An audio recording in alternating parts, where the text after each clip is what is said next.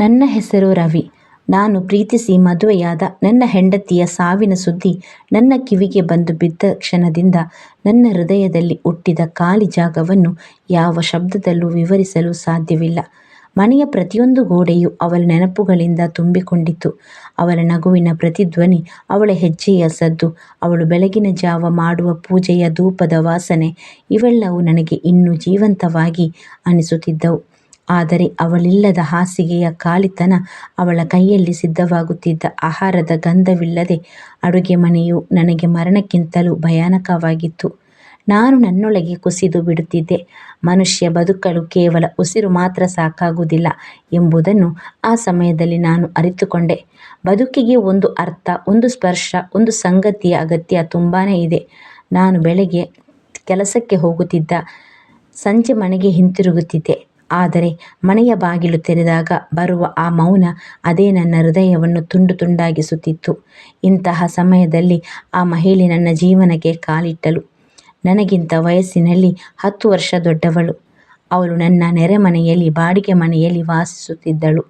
ಅವಳ ಪತಿ ಹಲವು ವರ್ಷಗಳ ಹಿಂದೆ ಅವಳನ್ನು ಮತ್ತೆ ಅವಳ ಮಕ್ಕಳನ್ನು ಬಿಟ್ಟು ಹೋಗಿದ್ದ. ಮಕ್ಕಳು ತಮ್ಮ ತಮ್ಮ ಜೀವನದಲ್ಲಿ ಮುಳುಗಿದವರು. ಅವಳ ಕಣ್ಣುಗಳಲ್ಲಿ ಒಂಟಿತನದ ಆಳವನ್ನು ನಾನು ಸ್ಪಷ್ಟವಾಗಿ ನೋಡಬಹುದಾಗಿತ್ತು. ಆದರೆ ಆ ಒಂಟಿತನದೊಳಗೆ ಅಸಾಧಾರಣವಾದ ಮಮತೆ, ಶಾಂತಿ, ಸಹಾನುಭೂತಿ ತುಂಬಿಕೊಂಡಿತ್ತು. ನಾನು ಮೊದಲ ಬಾರಿಗೆ ಅವಳೊಂದಿಗೆ ಹೃದಯದ ಮಾತುಗಳನ್ನು ಹಂಚಿಕೊಂಡದ್ದು ಒಂದು ಮಳೆ ಬಂದ ಸಂಜೆ.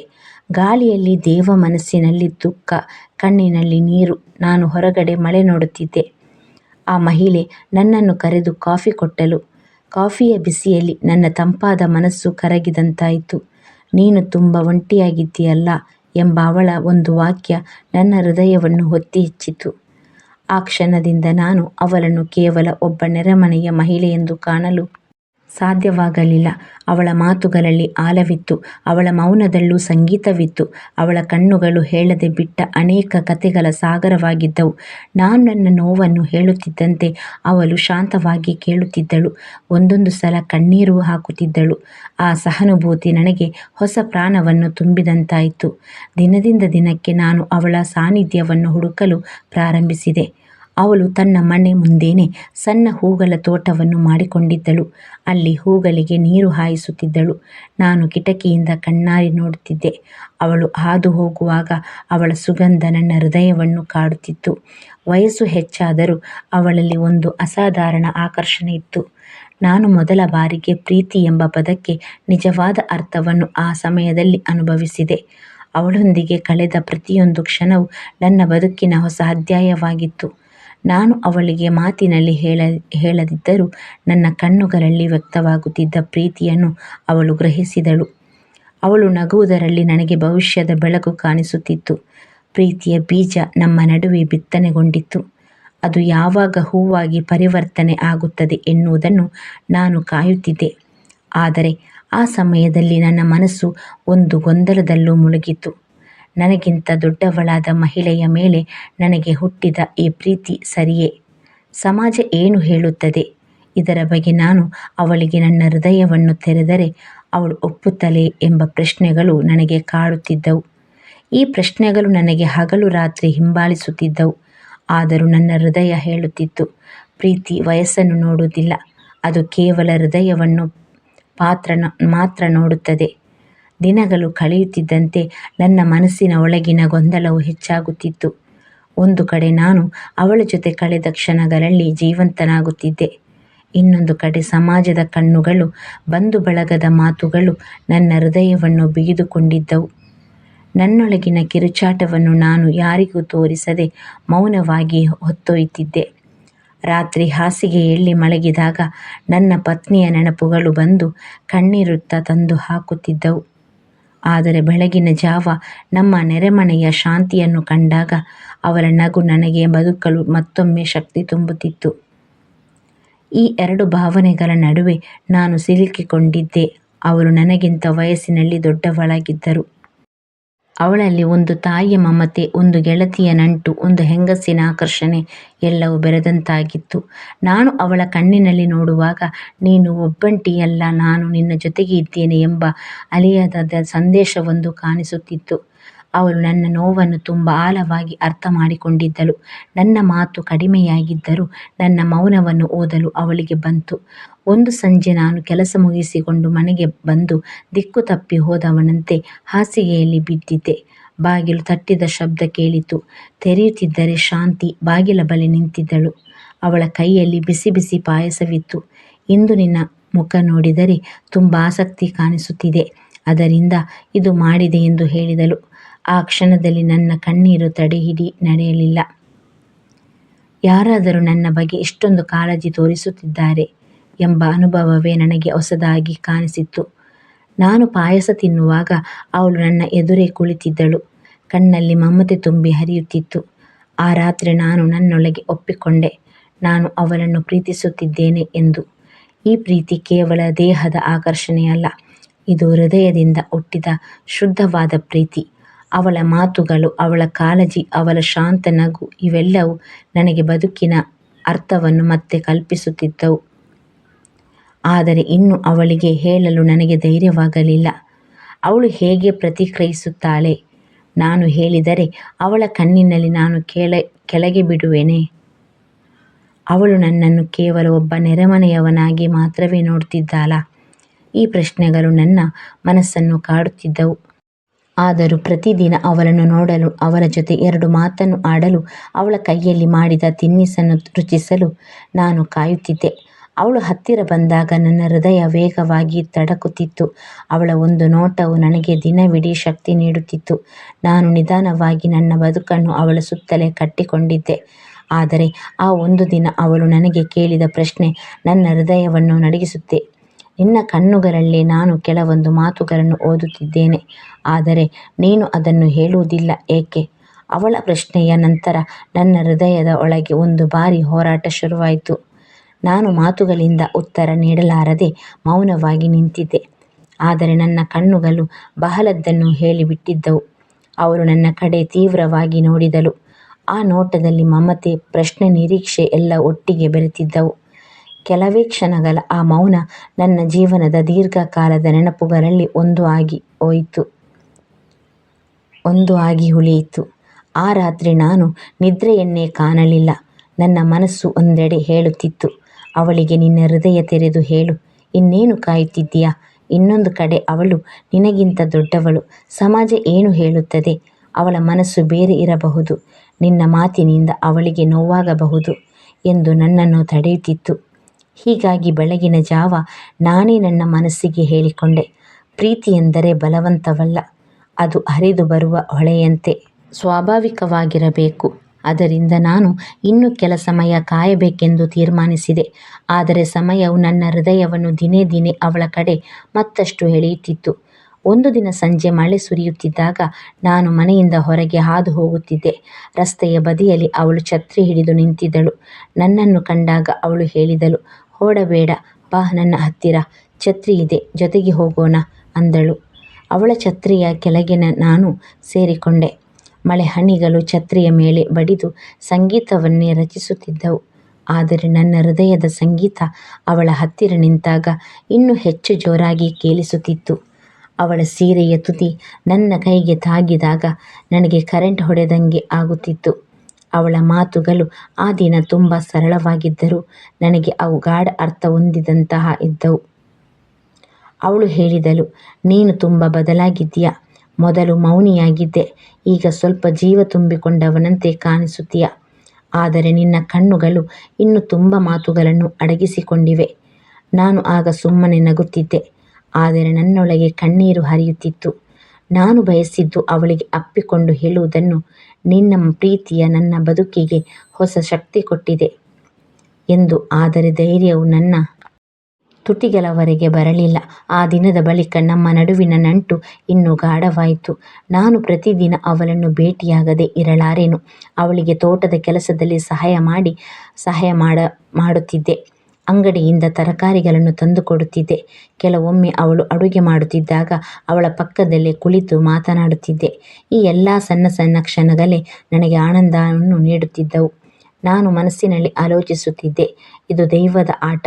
ಪತ್ನಿಯನ್ನು ಕಳೆದುಕೊಂಡ ನನ್ನ ಹೃದಯದ ಖಾಲಿತನವನ್ನು ಭರಿಸಲು ಈ ಹೆಣ್ಣನ್ನು ದೇವರು ಕಳಿಸುತ್ತಾನೆ. ಆದರೆ ಒಂದು ದಿನ ಅವಳು ಅಪ್ರತೀಕ್ಷಿತವಾಗಿ ಕೇಳಿದಳು, ನೀನು ನನ್ನನ್ನು ನಿನ್ನ ಜೀವನದಲ್ಲಿ ಯಾವ ಸ್ಥಾನದಲ್ಲಿ ನೋಡುತ್ತಿದ್ದೀಯಾ ಅಂತ. ಅವಳ ಈ ಪ್ರಶ್ನೆ ನನ್ನ ಹೃದಯವನ್ನು ಕಂಪಿಸಿತು. ಅದು ನೇರವಾದ, ತೀವ್ರವಾದ ಪ್ರಶ್ನೆ. ನನ್ನ ತುಟಿಗಳು ಮತ್ತೆ ಮೌನವಾಗಿದ್ದರೂ ನನ್ನ ಹೃದಯ ಹೇಳುತ್ತಿತ್ತು, ನೀನು ಕೇವಲ ನೆರೆಮನೆಯ ಮಹಿಳೆಯಲ್ಲ, ನೀನು ನನ್ನ ಬದುಕಿನ ಬೆಳಕು. ಅವಳ ಪ್ರಶ್ನೆಯ ನಂತರ ನನ್ನ ಹೃದಯ ಬಡಿದುಕೊಳ್ಳದೆ ಕೇಳಿಸುತ್ತಿತ್ತು, ನೀನು ನನ್ನನ್ನು ನಿನ್ನ ಜೀವನದಲ್ಲಿ ಯಾವ ಸ್ಥಾನದಲ್ಲಿ ನೋಡುತ್ತಿದ್ದೀಯಾ. ಈ ಒಂದು ವಾಕ್ಯ ನನ್ನ ಕಿವಿಗಳಲ್ಲಿ 1000 ಸಾರಿ ಪ್ರತಿಧ್ವನಿಸುತ್ತಿತ್ತು. ನಾನು ಮೌನವಾಗಿ ನಿಂತಿದ್ದೆ, ಆದರೆ ಅವಳ ಕಣ್ಣುಗಳು ನನ್ನ ಆತ್ಮದೊಳಗೆ ನುಗ್ಗುತ್ತಿದ್ದವು. ಆ ನೋಟದಲ್ಲಿ ಗಂಭೀರತೆ ಇತ್ತು, ಕುತೂಹಲ ಇತ್ತು, ಜೊತೆಗೆ ಮಮತೆಯ ಆಳವೂ ಇತ್ತು. ನಾನು ಮಾತು ತೆಗೆಯಲು ಪ್ರಯತ್ನಿಸಿದರೂ ನಾಲಿಗೆ ಬಾಯಲ್ಲಿ ಸಿಕ್ಕಿಕೊಂಡಂತೆ ಆಯಿತು. ಆದರೆ ನನಗೆ ಗೊತ್ತಿತ್ತು, ನಾನು ಇನ್ನೂ ಕೂಡ ಮೌನವಾಗಿದ್ದರೆ ಅವಳ ಹೃದಯ ನನ್ನಿಂದ ದೂರವಾಗಬಹುದು ಎಂದು. ನಾನು ನಿಧಾನವಾಗಿ ನಿಟ್ಟುಸಿರು ಬಿಟ್ಟು ಅವಳ ಕಡೆ ನೋಡಿದೆ.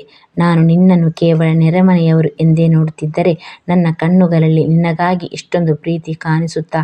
ನಿನ್ನೊಂದಿಗೆ ಕಳೆದ ಕ್ಷಣಗಳಲ್ಲಿ ನನಗೆ ಮತ್ತೆ ಬದುಕುವ ಆಸೆ ಹುಟ್ಟಿದೆ. ನನ್ನ ಹೃದಯದಲ್ಲಿ ನೀನು ತುಂಬಾನೇ ವಿಶೇಷ ಅಂತ ನಾನು ತಡಕಾಡುತ್ತಾ ಹೇಳಿದೆ. ಅವಳು ಕೆಲ ಕ್ಷಣ ನನ್ನನ್ನು ನೋಡುತ್ತಾ ಮೌನವಾಗಿದ್ದಳು. ನಂತರ ನಿಧಾನವಾಗಿ ನಕ್ಕಳು. ಆ ನಗು ನನ್ನ ಹೃದಯವನ್ನು ಸಮುದ್ರದಂತೆ ಹರಿದು ಬರುವ ಸಂತೋಷದಿಂದ ತುಂಬಿತು. ನನಗೂ ನಿನ್ನ ಕಣ್ಣಿನಲ್ಲಿ ಅದೇ ಕಂಡಿತು.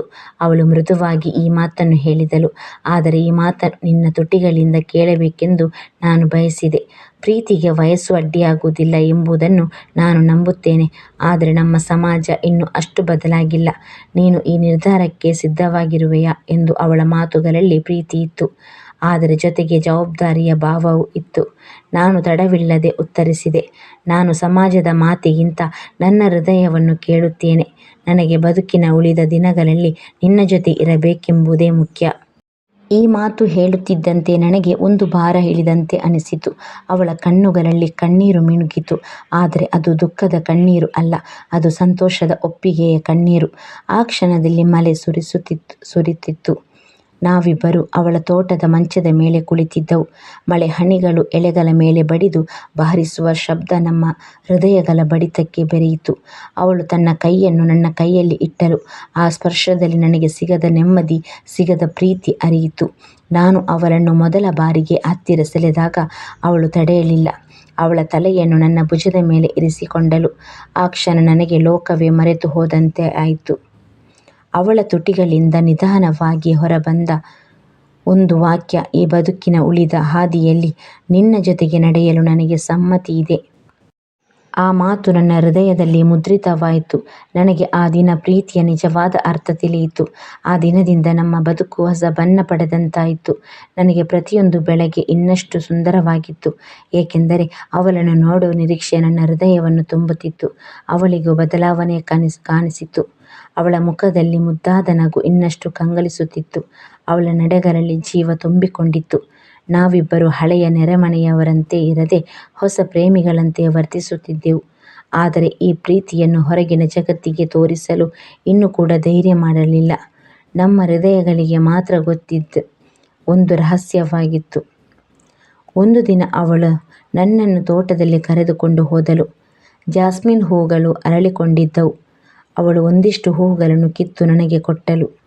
ಈ ಹೂವಿನ ಪರಿಮಳದ ಹಾಗೆ ನಮ್ಮ ಪ್ರೀತಿಯು ಹೃದಯವನ್ನು ಶಾಂತಿಗೊಳಿಸುತ್ತದೆ ಎಂದು ಅವಳು ಹೇಳಿದಳು. ನಾನು ಅವಳ ಕಣ್ಣುಗಳಲ್ಲಿ ನೋಡಿದೆ. ಆ ಕಣ್ಣುಗಳಲ್ಲಿ ಕೇವಲ ಪ್ರೀತಿಯೇ ಕಾಣಿಸುತ್ತಿತ್ತು. ಅವಳ ಕೈ ನನ್ನ ಕೈಯಲ್ಲಿ ಸಿಕ್ಕಿಕೊಂಡ ಕ್ಷಣ ನನಗೆ ಲೋಕವೇ ನಿಂತಂತಾಯಿತು. ಆ ಸುಗಂಧವು ನಮ್ಮ ನಡುವೆ ಅಳಿಸಲಾಗದ ನೆನಪಾಯಿತು. ನಾವಿಬ್ಬರು ಹೆಚ್ಚು ಸಮಯ ಒಟ್ಟಿಗೆ ಕಳೆಯಲು ಶುರು ಮಾಡಿದೆವು. ಬೆಳಗಿನ ಓಟದ ವೇಳೆ ಅವಳು ನನ್ನ ಜೊತೆಯಾಗಿ ನಡೆದುಕೊಂಡು ಬರುತ್ತಿದ್ದಳು. ಸಂಜೆಗಳಲ್ಲಿ ಒಟ್ಟಿಗೆ ಚಹಾ ಕುಡಿತಿದ್ದೆವು. ರಾತ್ರಿ ಕೆಲವೊಮ್ಮೆ ಫೋನಿನಲ್ಲಿ ಗಂಟೆಗಳವರೆಗೂ ಮಾತನಾಡುತ್ತಿದ್ದೆವು. ಈ ಮಾತುಗಳಲ್ಲಿ ಕೆಲವೊಮ್ಮೆ ನಗು, ಕೆಲವೊಮ್ಮೆ ಮೌನ, ಕೆಲವೊಮ್ಮೆ ಕನಸು, ಎಲ್ಲವೂ ಬೆರೆತು ನಮ್ಮ ಹೃದಯಗಳನ್ನು ಇನ್ನಷ್ಟು ಹತ್ತಿರ ಮಾಡುತ್ತಿತ್ತು. ಆದರೆ ಪ್ರೀತಿಯ ಹಾದಿ ಸದಾ ಸುಲಭವಾಗಿರುವುದಿಲ್ಲ. ನಮ್ಮಿಬ್ಬರ ನಡುವೆ ಸಂತೋಷ ಹೆಚ್ಚಾಗುತ್ತಿದ್ದಂತೆ ಹೊರಗಿನ ಜಗತ್ತಿನ ಕಣ್ಣುಗಳು ನಿಧಾನವಾಗಿ ನಮ್ಮ ಕಡೆ ತಿರುಗಾಡಿದವು. ನೆರೆಹೊರೆಯವರು ಪ್ರಶ್ನಿಸುವ ನೋಟ ಹಾಕಲು ಶುರು ಮಾಡಿದರು. ಕೆಲವರು ಗಾಸಿಪ್ಗಳನ್ನೇ ಹರಡಿಸಿದರು. ಅವರು ತನ್ನಿಗಿಂತ ದೊಡ್ಡ ಹೆಂಗಸಿನ ಜೊತೆ ಹೆಚ್ಚು ಕಾಣಿಸುತ್ತಿದ್ದಾನೆ ಎಂಬ ಮಾತುಗಳು ನಮ್ಮ ಕಿವಿಗೆ ತಲುಪುತ್ತಿದ್ದವು. ನನಗೆ ಅವು ನೋವಾಗಲಿಲ್ಲ, ಆದರೆ ಶಾಂತಿಯ ಮುಖದಲ್ಲಿ ಸ್ವಲ್ಪ ಚಿಂತೆ ನೆರಳು ಮೂಡಿತು. ಒಂದು ರಾತ್ರಿ ಅವಳು ಫೋನ್ನಲ್ಲಿ ಕೇಳಿದಳು, ನೀವು ನಿಜವಾಗಿಯೂ ಸಮಾಜದ ಮಾತಿಗೆ ಗಮನ ಕೊಡುವುದಿಲ್ಲವೇ? ನನಗೆ ಕೆಲವೊಮ್ಮೆ ಭಯವಾಗುತ್ತದೆ. ನಿನ್ನ ಬದುಕು ಇನ್ನು ಮುಂದೆ ತುಂಬಾನೇ ಇದೆ. ನೀನು ಮತ್ತೆ ನಿನ್ನ ವಯಸ್ಸಿನ ಹೆಂಗಸನ್ನು ಮದುವೆಯಾಗಬಹುದು. ಆದರೆ ನನ್ನ ಮೇಲೆ ಪ್ರೀತಿಯಿಂದ ನಿಂತಿರುವುದೇ ನಿನ್ನ ಅಂತಿಮ ನಿರ್ಧಾರವೇ? ನಾನು ತಡವಿಲ್ಲದೆ ಹೇಳಿದೆ, ನನಗೆ ಇನ್ನೊಬ್ಬಳ ಅಗತ್ಯವಿಲ್ಲ. ನನಗೆ ಬೇಕಾಗಿರುವುದು ನೀನು ಮಾತ್ರ. ನಿನ್ನ ಪ್ರೀತಿಯ ನನ್ನ ಜೀವನದ ಉಳಿದ ದಿನಗಳ ಬೆಳಕು. ಅವಳು ಕೆಲ ಕ್ಷಣ ಮೌನವಾಗಿದ್ದಳು. ನಂತರ ನಿಧಾನವಾಗಿ ಹೇಳಿದಳು, ಹಾಗಾದರೆ ನಿನ್ನ ಕೈ ಹಿಡಿದು ಮುಂದೆ ನಡೆಯಲು ನನಗೆ ಯಾವುದೇ ಭಯವಿಲ್ಲ. ಆ ಮಾತು ಕೇಳುತ್ತಿದ್ದಂತೆ ನನಗೆ ನನ್ನ ಬದುಕಿನ ಅತ್ಯಂತ ದೊಡ್ಡ ಜಯ ಸಿಕ್ಕಿದಂತೆ ಅನಿಸಿತು. ಸಮಾಜದ ಮಾತುಗಳಿಗಿಂತಲೂ ನಮ್ಮ ಪ್ರೀತಿ ಬಲಿಷ್ಠವಾಗಿತ್ತು. ಆ ರಾತ್ರಿ ನನಗೆ ಅವಳ ಪ್ರೀತಿಯ ಸುಗಂಧದಲ್ಲಿ ಲೋಕವೇ ಮುಳುಗಿದಂತಾಯಿತು. ನಮ್ಮ ಪ್ರೀತಿ ಈಗ ಮತ್ತಷ್ಟು ಗಾಢವಾಗುತ್ತಲೇ ಹೋಗುತ್ತಿತ್ತು. ನಾವಿಬ್ಬರು ಪರಸ್ಪರದಲ್ಲಿ ಕಂಡುಕೊಂಡ ಆ ನೆಮ್ಮದಿಯ ಬಿಟ್ಟು ಹೋಗುವುದು ಸಾಧ್ಯವೇ ಇಲ್ಲ. ಆದರೆ ಜಗತ್ತು ಎಂದಿಗೂ ಮೌನವಾಗಿ ನೋಡುವುದಿಲ್ಲ. ನಮ್ಮ ಹತ್ತಿರದವರು, ಬಂಧು ಬಳಗದವರು, ನೆರೆಹೊರೆಯವರು ಎಲ್ಲರ ಕಣ್ಣುಗಳು ನಮ್ಮತ್ತ ತಿರುಗುತ್ತಲೇ ಬಂದವು. ಒಮ್ಮೆ ನಾನು ಅವಳ ಜೊತೆಯಲ್ಲಿ ದೇವಸ್ಥಾನಕ್ಕೆ ಹೋಗಿದ್ದೆ. ನಾವಿಬ್ಬರು ಒಟ್ಟಿಗೆ ದೇವರಿಗೆ ಮಾಡಿದ ಹೂವಿನ ಅಲಂಕಾರ ನೋಡುತ್ತಾ ಮಾತನಾಡುತ್ತಿದ್ದೆವು. ಆಗ ಇಬ್ಬರು ನೆರೆಮನೆಯವರು ನಮ್ಮತ್ತ ತಿರುಗಿ ಗುಸುಗುಸು ಮಾತನಾಡಿದರು. ಅವರ ಕಣ್ಣುಗಳಲ್ಲಿ ತೀರ್ಪುಗಳಿದ್ದವು. ನಾನು ಅವು ಕಡೆಗಣಿಸಲು ಪ್ರಯತ್ನಿಸಿದೆ. ಆದರೆ ಶಾಂತಿಯ ಮುಖದಲ್ಲಿ ಸ್ವಲ್ಪ ಬೇಸರದ ನೆರಳು ಮೂಡಿತು. ಹಿಂತಿರುಗಿ ಬರುವ ಮಾರ್ಗದಲ್ಲಿ ಅವಳು ಮೌನವಾಗಿಯೇ ಇದ್ದಳು. ನಾನು ಕೇಳಿದೆ, ಏನಾಯಿತು? ಏಕೆ ಎಷ್ಟು ಮೌನ ಅಂತ? ಅವಳು ನಿಧಾನವಾಗಿ ಉತ್ತರಿಸಿದಳು, ನಮ್ಮ ಪ್ರೀತಿ ನನಗೆ ಸಂತೋಷ ಕೊಟ್ಟರೂ ಸಮಾಜದ ನೋಟ ನನ್ನ ಮನಸ್ಸನ್ನು ಕಾಡುತ್ತಿದೆ. ಜನರು ನಮ್ಮ ಬಗ್ಗೆ ತಪ್ಪಾಗಿ ಯೋಚಿಸುತ್ತಿದ್ದಾರೆ. ನಿನ್ನ ಭವಿಷ್ಯಕ್ಕೆ ಇದರಿಂದ ಹಾನಿಯಾಗಬಾರದೆಂದು ನನಗೆ ತುಂಬಾನೇ ಭಯವಿದೆ. ಆ ಕ್ಷಣದಲ್ಲಿ ನಾನು ಅವಳ ಕೈ ಹಿಡಿದು ನಿಲ್ಲಿಸಿದೆ. ನೋಡು, ಜನರ ಮಾತು ಎಂದಿಗೂ ನಿಲ್ಲುವುದಿಲ್ಲ. ಅವರು ನಾವೇನು ಮಾಡಿದರೂ ಏನು ಹೇಳುತ್ತಾರೆ. ಆದರೆ ನನ್ನ ಬದುಕು ಅವರಿಗಾಗಿ ಅಲ್ಲ. ನನ್ನ ಬದುಕು ನನ್ನ ಹೃದಯಕ್ಕಾಗಿ, ನಿನಗಾಗಿ. ನನಗೆ ನಿನ್ನ ಜೊತೆಗೆ ನಡೆಯುವುದೇ ಮುಖ್ಯ. ಅವಳು ನನ್ನ ಕಡೆ ನೋಡಿ ಕಣ್ಣೀರು ಹಾಕಿದಳು. ಆ ಕಣ್ಣೀರು ದುಃಖದಿಂದ ಅಲ್ಲ, ಅದು ಅವಳಿಗೆ ಸಿಕ್ಕ ಪ್ರೀತಿಯ ಒಪ್ಪಿಗೆಯಿಂದ ಹರಿಯುತ್ತಿತ್ತು. ಅವಳು ತಲೆಯಾಡಿಸಿ ಹೇಳಿದಳು, ಹೌದು, ನೀನು ಸರಿ. ನಿನ್ನ ದೃಢತೆಯೇ ನನಗೆ ಶಕ್ತಿ ಕೊಡುತ್ತದೆ. ಆ ಕ್ಷಣದಿಂದ ಅವಳು ಸಮಾಜದ ಮಾತುಗಳನ್ನು ಹೆಚ್ಚು ಗಮನಿಸದೆ ನಮ್ಮ ಬದುಕನ್ನು ಪ್ರೀತಿಯಿಂದ ತುಂಬಲು ಪ್ರಾರಂಭಿಸಿದಳು. ನಾವು ಸಂಜೆಗಳಲ್ಲಿ ಮಲೆ ನೋಡುತ್ತಾ ಚಹಾ ಕುಡಿಯುತ್ತಿದ್ದೆವು. ಅವಳು ತನ್ನ ಹಳೆಯ ನೆನಪುಗಳನ್ನು ನನ್ನ ಜೊತೆ ಹಂಚಿಕೊಳ್ಳುತ್ತಿದ್ದಳು. ನಾನು ನನ್ನ ಕನಸುಗಳನ್ನು ಹೇಳುತ್ತಿದ್ದೆ. ನಮ್ಮ ಹೃದಯಗಳು ಹತ್ತಿರವಾಗುತ್ತಲೇ ಹೋದವು. ಆದರೆ ಸಮಾಜದ ಒತ್ತಡ ಅಷ್ಟೇನು ಸುಲಭವಾಗಿ ಮಾಯವಾಗಲಿಲ್ಲ.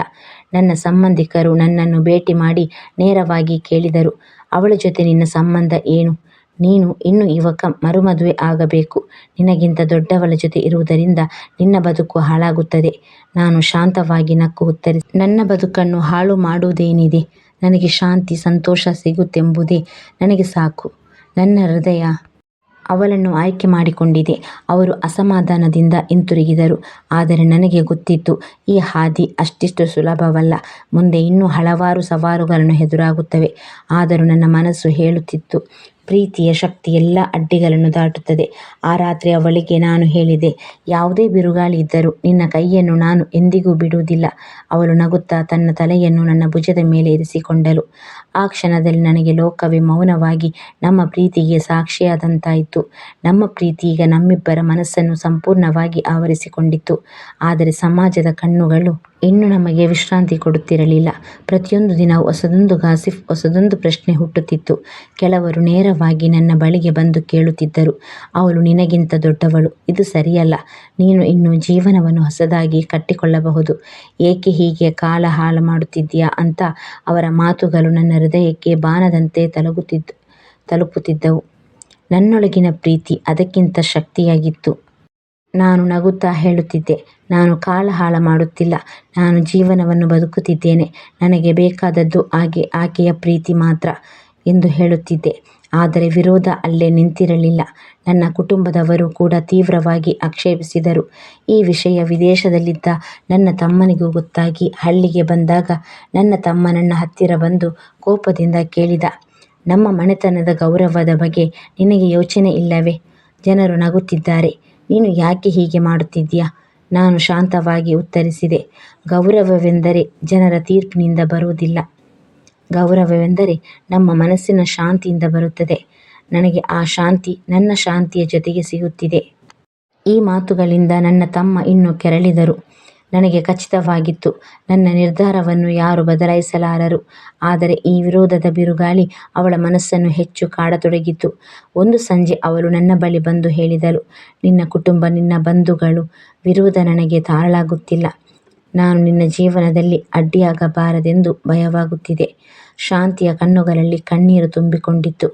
ನಾನು ಅವಳ ಕೈ ಹಿಡಿದು ಗಟ್ಟಿಯಾಗಿ ಹೇಳಿದೆ, ನೀನು ನನ್ನ ಜೀವನಕ್ಕೆ ಅಡ್ಡಿಯಲ್ಲ, ನೀನು ನನ್ನ ಬದುಕಿನ ಶಕ್ತಿ. ಯಾರೇ ವಿರೋಧಿಸಿದರೂ ನಾನು ನಿನ್ನ ಕೈ ಬಿಡುವುದಿಲ್ಲ. ಅವಳು ನನ್ನ ಮಾತು ಕೇಳಿ ಮತ್ತಷ್ಟು ತೀವ್ರವಾಗಿ ಅತ್ತಳು. ನಾನು ಅವಳನ್ನು ಹತ್ತಿರ ಕರೆದು ತಬ್ಬಿಕೊಂಡೆ. ಆ ಅಪ್ಪಿಗೆಯಲ್ಲಿ ನಾವಿಬ್ಬರು ಮತ್ತೊಮ್ಮೆ ಲೋಕದ ವಿರುದ್ಧ ಹೋರಾಡುವ ಧೈರ್ಯವನ್ನು ಕಂಡುಕೊಂಡೆವು. ಆ ರಾತ್ರಿ ನಾವಿಬ್ಬರು ಬಹಳ ಹೊತ್ತಿನವರೆಗೂ ಮೌನವಾಗಿ ಕುಳಿತಿದ್ದೆವು. ಮೌನವೇ ಸಾವಿರ ಮಾತುಗಳನ್ನು ಹೇಳುತ್ತಿತ್ತು. ಅವಳ ತಲೆಯು ನನ್ನ ಎದೆಯ ಮೇಲೆ, ನನ್ನ ಕೈ ಅವಳ ಬೆನ್ನ ಮೇಲೆ. ಆ ಕ್ಷಣದಲ್ಲಿ ನನಗೆ ಸ್ಪಷ್ಟವಾಯಿತು, ಪ್ರೇಮಕ್ಕೆ ವಿರೋಧ ಬಂದರೂ ಅದು ಕುಗ್ಗುವುದಿಲ್ಲ, ಅದು ಇನ್ನಷ್ಟು ಬಲವಾಗುತ್ತದೆ. ವಿರೋಧದ ಬಿರುಗಾಳಿ ಎಷ್ಟೇ ಬಲವಾಗಿ ಬೀಸಿದರೂ ನಮ್ಮ ಹೃದಯಗಳ ಜ್ಯೋತಿ ಆರಲಿಲ್ಲ. ನಾವಿಬ್ಬರು ಅರಿತುಕೊಂಡಿದ್ದೆವು, ಈ ಪ್ರೀತಿ ಕೇವಲ ಒಂದು ತಾತ್ಕಾಲಿಕ ಆಕರ್ಷಣೆಯಲ್ಲ, ಇದು ಜೀವದಾಳದ ಸಂಬಂಧ. ಆದರೆ ಜಗತ್ತಿಗೆ ಇದು ಅರ್ಥವಾಗುತ್ತಿರಲಿಲ್ಲ. ಜನರ ಮಾತು ದಿನೇ ದಿನೇ ಕಟುವಾಗುತ್ತಾ ಹೋಯಿತು. ಕೆಲವರು ಅವಳನ್ನು, ಅವಳ ಬದುಕನ್ನು ಹಾಳು ಮಾಡುತ್ತಿದ್ದೀಯಾ ಎಂದು ನೇರವಾಗಿ ಆರೋಪಿಸುತ್ತಿದ್ದರು. ಒಮ್ಮೆ ಅವಳು ನನ್ನನ್ನು ನೋಡಿ ಕೇಳಿದಳು, ನೀನು ನಿಜವಾಗಿಯೂ ಇದಕ್ಕೆಲ್ಲ ಸಿದ್ಧವಾಗಿದ್ದೀಯಾ ತಾನೇ? ನನ್ನ ಜೊತೆ ಬದುಕುವುದರಿಂದ ನಿನ್ನ ಮೇಲೆ ಶಾಶ್ವತವಾದ ಹೊಣೆಗಾರಿಕೆ ಬರುತ್ತದೆ. ನನ್ನ ವಯಸ್ಸು ಹೆಚ್ಚು, ನಿನ್ನ ಕನಸುಗಳು ಇನ್ನೂ ಉಳಿದಿವೆ. ಈ ನಿರ್ಧಾರ ನಿನ್ನ ಭವಿಷ್ಯವನ್ನು ಬದಲಾಯಿಸಬಹುದು. ನಾನು ಅವಳ ಕೈ ಹಿಡಿದು ನಗುತ್ತಾ ಉತ್ತರಿಸಿದೆ, ನನ್ನ ಭವಿಷ್ಯವನ್ನು ಬದಲಾಯಿಸಲು ನನಗೆ ಬೇರೆ ಯಾರೂ ಬೇಕಿಲ್ಲ. ನನಗೆ ನೀನೇ ಸಾಕು. ನನ್ನ ಕನಸು ನಿನ್ನ ಜೊತೆಗೆ ಉಳಿದ ಜೀವನವನ್ನು ಕಳೆದರೆ ಸಾಕು. ಅವಳು ಕಣ್ಣೀರಿನಿಂದ ಕಣ್ಣು ತುಂಬಿಕೊಂಡಿದ್ದಳು. ಆ ಕಣ್ಣೀರು ದುಃಖದಿಂದಲ್ಲ, ಆದರೆ ಪ್ರೀತಿಯ, ನಂಬಿಕೆಯ ಸಂಗೀತವಾಗಿತ್ತು. ಅವಳು ನಿಧಾನವಾಗಿ ನನ್ನ ಎದೆಗೆ ತಲೆಯೂರಿ ಹೇಳಿದಳು, ನೀನು ನನಗೆ ನೀಡಿದ ಈ ನಂಬಿಕೆ ನನ್ನ ಬದುಕಿನ ದೀಪ. ಇನ್ನು ಮುಂದೆ ನಾನು ಹಿಂಜರಿಯುವುದಿಲ್ಲ. ಆ ಕ್ಷಣದಲ್ಲಿ ನಾನು ನಿರ್ಧರಿಸಿದೆ, ಈ ಪ್ರೀತಿಯನ್ನು ಸಮಾಜದ ಮುಂದೆ ಅಡಗಿಸದೆ ಬೆಳಕಿಗೆ ತರುವ ಸಮಯ ಬಂದಿದೆ. ಮರೆಮಾಡಿದ ಪ್ರೀತಿಗೆ ಶಾಶ್ವತ ಇಲ್ಲ, ಆದರೆ ಧೈರ್ಯದಿಂದ ಘೋಷಿಸಿದ ಪ್ರೀತಿಗೆ ಅನಂತ ಫಲವಿದೆ. ಆ ರಾತ್ರಿ ನಾವಿಬ್ಬರು ದೀರ್ಘವಾಗಿ ಮಾತನಾಡಿದೆವು. ನಾನು ಅವಳಿಗೆ ಹೇಳಿದೆ, ಇನ್ನು ಮುಂದೆ ಜನರ ಮಾತಿಗೆ ಹೆದರದೆ ನಾವಿಬ್ಬರು ನಮ್ಮ ಬದುಕಿನ ಹಾದಿಯನ್ನು ಆರಿಸಿಕೊಳ್ಳೋಣ. ಮದುವೆಯಾಗೋಣ. ಅವಳು ಬೆಚ್ಚಿಬಿದ್ದಳು. ಕೆಲ ಕ್ಷಣ ಮೌನವಾಗಿದ್ದಳು. ನಂತರ ನಿಧಾನವಾಗಿ ಹೇಳಿದಳು, ಮದುವೆನಾ? ನಿಜವಾಗಿಯೂ ಹೀಗೆ ಮಾಡಲು? ನಾನು ಅವಳ ಕೈ ಹಿಡಿದು ದೃಢವಾಗಿ ಹೇಳಿದೆ, ಹೌದು. ನನಗೆ ಬೇಕಿರುವುದು ನಿನ್ನ ಜೊತೆ ಶಾಶ್ವತವಾದ ಬಾಂಧವ್ಯ. ಸಮಾಜ ಏನು ಹೇಳುತ್ತಿದೆಯೋ ಹೇಳಲಿ, ನಾನು ನಿನ್ನನ್ನು ಹೆಂಡತಿಯಾಗಿ ಸ್ವೀಕರಿಸುತ್ತೇನೆ. ಅವಳ ಕಣ್ಣುಗಳಲ್ಲಿ ಹೊಸ ಬೆಳಕು ಮಿನುಗಿತು. ಅವಳು ನನ್ನ ಕಡೆ ನೋಡುತ್ತಾ ನಗುತ್ತಾ ಹೇಳಿದಳು, ಹಾಗಾದರೆ ನಿನ್ನ ಬದುಕಿನ ದೀಪವಾಗಿ ಆಗಲು ನಾನು ಸಿದ್ಧ. ಆ ಕ್ಷಣದಲ್ಲಿ ನನ್ನ ಹೃದಯ ಒಂದಾಗಿ ನಮ್ಮ ಪ್ರೀತಿಯ ನಿರ್ಧಾರ ದೀಪವಾಗಿ ಬೆಳಗುತ್ತಿತ್ತು. ನಮ್ಮ ಹೃದಯಗಳು ಈಗ ಒಂದೇ ತಾಲಿನಲ್ಲಿ ಬಡಿದಾಡುತ್ತಿದ್ದವು. ಮದುವೆ ಆಗೋಣ ಎಂಬ ನನ್ನ ಮಾತು ಅವಳ ಹೃದಯದಲ್ಲಿ ಹೊಸ ಬೆಳಕನ್ನು ತಂದಿತು. ಆದರೆ ಅದು ಸುಲಭದ ನಿರ್ಧಾರವಾಗಿರಲಿಲ್ಲ. ಸಮಾಜ ಒಂದು ನೆರೆಯವರೆಗೂ ಎಲ್ಲ ವಿರೋಧಕ್ಕೆ ನಾವು ತಲೆ ಎತ್ತಬೇಕಾಗಿತ್ತು. ಮುಂದಿನ ದಿನ ನಾನು ನನ್ನ ಕುಟುಂಬಕ್ಕೆ ನನ್ನ ನಿರ್ಧಾರದ ಬಗ್ಗೆ ಹೇಳಿದೆ. ಅವರ ಮುಖಗಳಲ್ಲಿ ಬೆಚ್ಚನೆಯೊಂದಿಗೆ ಕೋಪ, ಆಗ ನಿರಾಕರಣೆ ಎಲ್ಲವೂ ಬೆರೆತುಕೊಂಡವು. ನನ್ನ ತಮ್ಮ ಕೋಪದಿಂದ ಕೂಗಿದ, ನಿನಗೆ ಬುದ್ಧಿ ಇಲ್ಲವೇ? ಜನರು ನಗುತ್ತಾರೆ. ನಮ್ಮ ಮನೆತನದ ಗೌರವಕ್ಕೆ ಇದು ಕಳಂಕ. ನಾನು ಶಾಂತವಾಗಿ ಹೇಳಿದೆ, ಗೌರವವೆಂದರೆ ಜನದ ಮಾತಿನಿಂದ ಬರುವುದಿಲ್ಲ. ಗೌರವವೆಂದರೆ ನಮ್ಮ ಹೃದಯದ ಸತ್ಯವನ್ನು ಬದುಕುವುದರಿಂದ ಬರುತ್ತದೆ. ನಾನು ನನ್ನ ಹೃದಯವನ್ನು ವಂಚಿಸಲು ಸಾಧ್ಯವಿಲ್ಲ. ಅವರು ಈ ನನ್ನ ನಿರ್ಧಾರವನ್ನು ತಡೆಯಲು ಸಾಧ್ಯವಿಲ್ಲವೆಂದು ಅರಿತು ಮೌನವಾಗಿ ಬಿಟ್ಟರು. ಕೆಲವರು ಸಂಬಂಧ ಕಳೆದುಕೊಂಡರು, ಕೆಲವರು ನನ್ನಿಂದ ದೂರವಿದ್ದರು. ಆದರೆ ನನಗೆ ಅದಕ್ಕಿಂತ ಮುಖ್ಯವಾದದ್ದು ಮುಂದಿನ ಜೀವನ ಪೂರ್ತಿ ನಾನು ಶಾಂತಿಯ ಜೊತೆ ಇರಬೇಕು ಅಷ್ಟೇ. ಶಾಂತಿಯ ಮಕ್ಕಳು ಈ ಮದುವೆಗೆ ಯಾವುದೇ ಅಭ್ಯಂತರವನ್ನು ನೀಡಲಿಲ್ಲ. ಅವಳ ಮಕ್ಕಳು ಅವರ ಜೀವನದಲ್ಲಿ ಬ್ಯುಸಿಯಾಗಿ ಬಿಟ್ಟಿದ್ದರು. ಇವಳ ಬಗ್ಗೆ ಕಿಂಚಿತ್ತೂ ಚಿಂತೆ ಇರಲಿಲ್ಲ. ಮದುವೆಯ ದಿನಾಂಕ ನಿಗದಿಪಡಿಸಿದೆವು. ದೇವಸ್ಥಾನದಲ್ಲಿ ಸರಳವಾಗಿ ಕೆಲವೇ ಹತ್ತಿರದ ಸ್ನೇಹಿತರ ಸಮ್ಮುಖದಲ್ಲಿ ಆ ದಿನ ಅವಳು ಕೆಂಪು ಸೀರೆಯಲ್ಲಿ ಕಾಣಿಸಿಕೊಂಡಾಗ ನನ್ನ ಹೃದಯ ನಡುಗಿತು. ಅವಳ ಕಣ್ಣುಗಳಲ್ಲಿ ತೇಜಸ್ಸು, ಮುಖದಲ್ಲಿ ನೆಮ್ಮದಿ, ನಗುವಿನಲ್ಲಿ ಆಳಿದ ಪ್ರೀತಿ. ವಿಧಿವಿಧಾನ ಪ್ರಾರಂಭವಾಯಿತು. ಹೂವಿನ ಪರಿಮಳ, ಮಂತ್ರಗಳ ಶಬ್ದ, ಗಂಟೆಯ ಘೋಷ ಎಲ್ಲವೂ ಆ ಕ್ಷಣವನ್ನು ಪವಿತ್ರವಾಗಿಸಿತು. ನಾನು ಅವಳ ಕೈ ಹಿಡಿದಾಗ ಅವಳ ಕೈ ಸ್ವಲ್ಪ ನಡುಗಿತು. ಆದರೆ ಅವಳ ನೋಟದಲ್ಲಿ ನನಗೆ ಸ್ಪಷ್ಟವಾಯಿತು, ನಿನ್ನೊಂದಿಗೆ ಹಾದಿ ಸಾಗಲು ನಾನು ಸಿದ್ಧ.